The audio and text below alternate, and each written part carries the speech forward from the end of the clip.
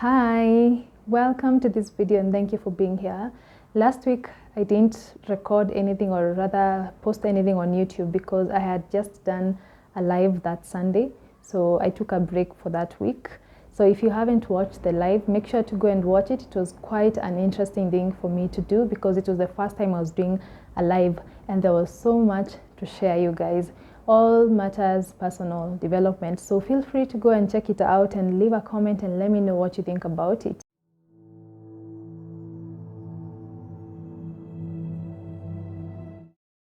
On today's topic, we are all about book reviews. I love reading, but I have been inconsistent in the previous years.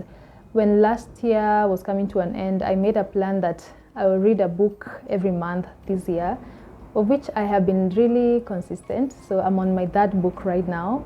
But I decided to do a summary of the book that I read in February. This book right here, so good.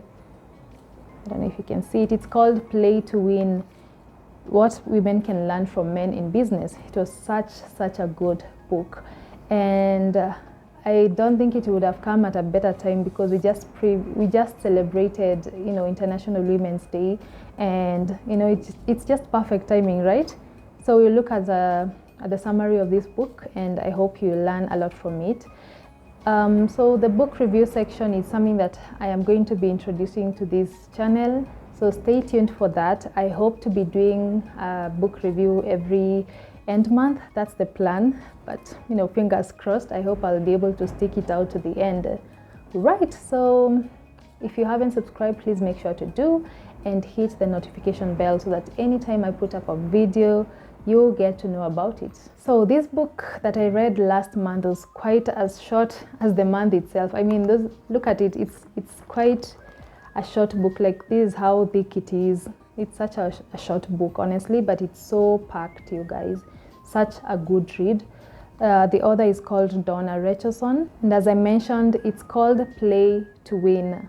So this book is divided into 9 lessons. It has 9 lessons, and then at the start of the book, like the introductory chapters, the author busts a few myths that are there about women in business, and then the other part of the introductory chapters still is like what women do well. One of those myths is that women don't aspire for senior leadership roles, and that's a myth because women are truly pushing themselves and really trying to get a seat at the table. And for sure, coming from a patriarchal society, we see that women are really pushing themselves. Of course, the imbalance is still there, but there is some significant improvement on how women, are showing up for themselves in business and in even other aspects of life, right? So that's a myth. The other myth was that senior women in leadership don't help other women that are below them in their respective roles. And that was a myth because, still with that understanding that previously we were in a very male-dominated society, and now women are truly, starting to have their voice. So they want to hand down whatever they have learned to the ones that are coming below them, so that, that legacy of women being in charge, or rather having those leadership roles, can be carried on for some time, so that finally we can have that balance between men and women. The other myth was that women don't stick it out to make it to the very top. Again, that was a myth because women are busting their behinds out here, trying to push themselves, trying to make it better, trying to, have their say and having their voices heard. So it's not true. It's a myth that women don't stick it out, because they actually do. Because again, we are trying to break that culture. I think all these things are because of the effort to break that culture of male dominating in every aspect of life, So there's that. So that's a myth, and I am truly grateful even to get to understand that women are able to do these things, that they support the ones that are below them, they are desiring those leadership roles, and they are actually going out for them. The other part was what women do well, and being authentic is one of the things that women truly do well, because they are sensitive and they are not afraid to show it, and they are very vulnerable. That's what it takes to have relationships, right? So this is what women do well, and they can leverage on this, as we'll later see, to have better networks and to build on their networks. Then the other thing is that women are very good at involving people because they see things from a very holistic point of view. I don't know, there's a way just the minds of women process things, and they are able to connect dots, and their vision is kind of, you remember how insects used to have compound eyes? That's how I see it. Like, women can see from all directions, and they are able to see the part that each person can play to make the bigger picture complete. Men most of the time are usually, like looking straight ahead, looking at one thing, and they're really focused on that thing, which is also a good thing. And before even we proceed, I want to point out that these things are just like differences. It's not like one is better than the other one, but that's just how different we are, men and women. That aspect of seeing things from a holistic point of view allows them to encourage harmony and like oneness in teams. And then they also make such great mentors because of that nurturing ability that they have, right? And let's not forget the fact that they can juggle different things. They can be thinking about 10 things at once and somehow make it all work. So that's just a view of what women can do and how they do it so well. Okay, so with that said, let's just look at the lessons that were from that book. And the first lesson was that business is a game. The book says that business is a game. And I liked the analogy of how children play. Young kids, young boys and girls, when you observe them playing, you just notice some traits that are in boys and the different ones that are in girls, because boys tend to be very competitive, and for them it's about, I've been able to do this. They want to parade what they have done, and they want to shine and become, like above their friends. And girls on the other end are very, they want to play games that promote oneness. They want to be very good at listening. They want to hear what the other friend is saying. They want to be very kind and very collected. So at the end of the day, it's a game for them. Like, that's how we tend to carry out things when it comes even to business, even in adulting. Men still go with the same approach, and ladies also have the same approach. They want to win as a team. Let's do this together. Let's encourage one another. Let's be empathetic. Let's show compassion. And guys on the other end are like, yes, I did this. This is what I'm delivering. That's how we see business. And then the second lesson was that it's not personal. This one is so true, because just observing how men handle things, men could be mad at each other, but when it comes to business, for them, they will see it as business. Let's put our differences aside and resolve this thing because there's money on the table. Ladies on the other end, they want to like be on the same page before even they conduct business. So if there is a chance that they are not agreeing, or they have had a disagreement in the past, somehow that business will not work out. And that's just how it is. Those are some of the differences. So what we can learn from men as women is that, in as much as we want to have that, we want to be always on the same page with people, sometimes it might just take time to resolve our differences. So let's learn to see business as business. Let's not make it personal. Yeah, that's just a lesson, and I really love that lesson. Lesson number 3 was, don't wait to get noticed. How we women have been socialized. We wait, we sit politely and very nicely and wait to be recognized. But the author was just bringing out a very different approach and encouraging women like to stand out, to show their accomplishments and actually take pride in them. Of course, there's a way you do it so that you're not becoming very prideful, but take that credit, like be very proud of the things that you have achieved. Let people notice you, because no one will come and hand you like something on a money on a silver platter, right? everyone is trying to get something, everyone is trying to get ahead. So even you as a woman who is in business, look at it that way, don't wait to be noticed. Try and bring something to the table and like make it known. Let people see what you've been able to achieve, whether it's through posting it on platforms like LinkedIn. That's a really nice place to start.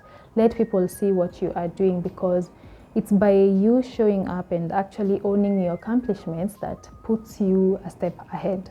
The lesson number 4 was ditch the small incremental moves. Let me just read something short here. You just don't get to where you want to go if you take the incremental approach. I remember my own business mentor confronting me strongly when I presented my plan to build my business. I presented a structure with a number of part-time resources, to which he replied, "Are you serious about building a business, or do you just want to play?"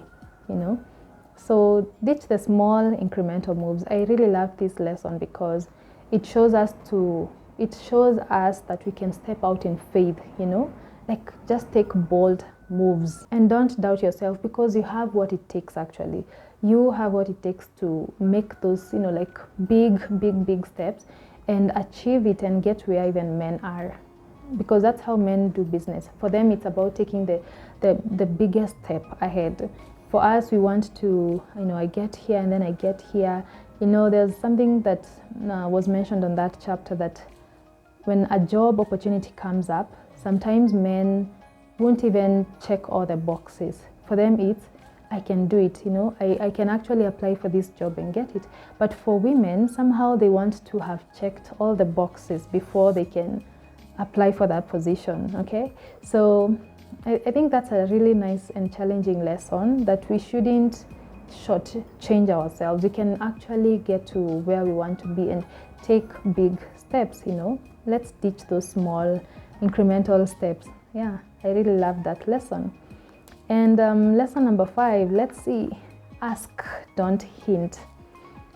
You know how ladies speak. Sometimes it's like they want someone to read their mind. But the thing is, no one has the time even to, make guesses of what you are intending to say. So ask, don't hint. Don't make hints about the salary increase you want, Don't make hints. Just go straight to the point. I think it saves you a lot of time, and I think it also speaks a lot about you and your confidence and how determined you are to achieve what you want. So ask, don't hint. Let's ditch that, as even we start this new year, because I believe it's still fresh and there's still so much that we can achieve. So get over that habit of hinting things and ask. Even in friendships or any other thing, any other situation you find yourself in, get in the habit of asking, not hinting, okay? Now, lesson number 6 was focus on results and deliverables. Again, how we have been brought up, our socialization as women was focusing on improvements and focusing on how we articulate ourselves, how we how compassionate we are with our colleagues, those things. And it's somehow ingrained even in the minds of other women, and they tend to focus on those things even when it comes to business. Men, on the other hand, it's not like they don't care about things, but for them, it's all about, what am I bringing to the table? What are the results of what I am doing? So an encouragement to us women to learn from men in business and try and see if finding a way to bring the results is a challenge. How about you educate yourself on business terms, on how business is carried out, on how to bring deliverables, how to make sure you're bringing results for what you are doing, yeah? So that we can also be on the same level somehow when it comes to business. Lesson number 7, you guys, was one of the best, and it says, say it. It doesn't have to be 100. So yeah, say it after me. It doesn't have to be 100%. Yeah, men have this confidence in them that I can actually deliver. It doesn't matter if I know what that thing is. I will say yes, and then I'll figure out as I go. But for us, we want to be sure of what's ahead. We want to be sure that we can actually do that thing, yeah? or when we've worked on a project, we don't submit it because it's not 100% yet. Or when you've been trying to launch something, you want everything to be really in their place. And I think this is something I am trying to relearn or unlearn. Yeah, it doesn't have to be 100. There's something that I've been working on, and I have been waiting to have everything figured out before sharing. But I'm actually learning that you learn these things as you go. You don't have to be at 100, yeah, because perfectionism actually makes us slow down. As we chase to be perfect, we are wasting time, and we are derailing that process of even our product being seen by potential buyers. How about they see it, and then as they inquire about it, you are learning about some of the things that you should perfect, and then you work on them. Because who is to say that these things that you're really trying to put together are actually beneficial for the business? Maybe they won't even pay up. Maybe you only need to hear those things that your potential buyers or partners are bringing to the table. Maybe that's why you're supposed to pick the next, like the next step in your staircase, if that makes sense. Yeah. So it doesn't have to be 100. Yeah, that's lesson number 7. And then lesson number 8 was work your network like a man. And this one was so challenging for me. For men, it's about leveraging on their networks. They truly hold the people they know, well, not loosely, but for them it's what can you do for me, I have this thing that I need your assistance. I know we've not talked for years, but you can actually come through for me. And it's so funny that the guy on the other end will actually respond and be very willing to help. But for us women, we overthink that call, we overthink that message. We're like, I haven't talked to this lady in 10 years. How do I just reach out to them, and I am now asking for a favor? Yeah, it doesn't make sense. Like, who am I? Where is my humanity, right?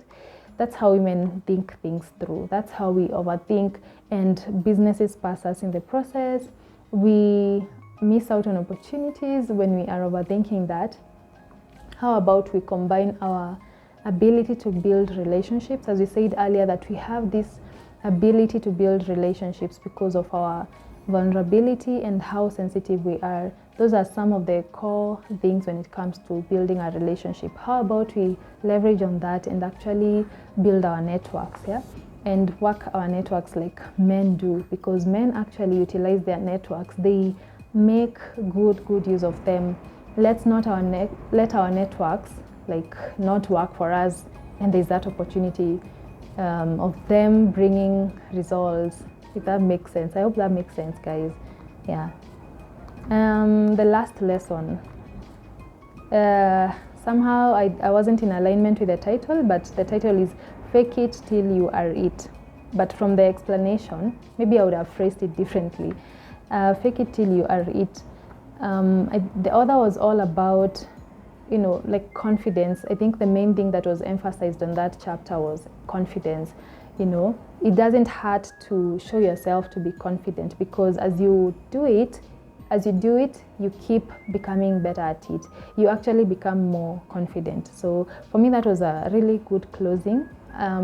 Like picking the things that you want to see in yourself, like confidence, those things that boost you when it comes to business and other competitive spaces. You actually, when you work on them, you identify those attributes that you want to see in yourself and start acting like you are those things. Eventually you become them. And for me, that is like faith, faithing it, seeing yourself as though you already have those things, as though you already are where you want to be. So yeah, that was it for the last lesson of the book. I really loved the book. I will leave the link to her website. I can add the website down below in the description box so that anyone who is interested to check it out can get in touch with Donna. All right, so thank you so much for watching this far, guys. I hope you are reading your books. I hope you are in the habit of reading because it's such a good way to sharpen your mind. So let's see. I am really hoping to be able to, fingers crossed, I want to be able to do these book reviews every month. So let me just push myself through even for the book that I'm reading next, and we'll see. I will see if 1 month works or it's 2 months, like every 2 months, but let's see what works. Don't forget to give this video a thumbs up, and if you haven't subscribed yet, please make sure to do, and see you in one of my other videos. Bye.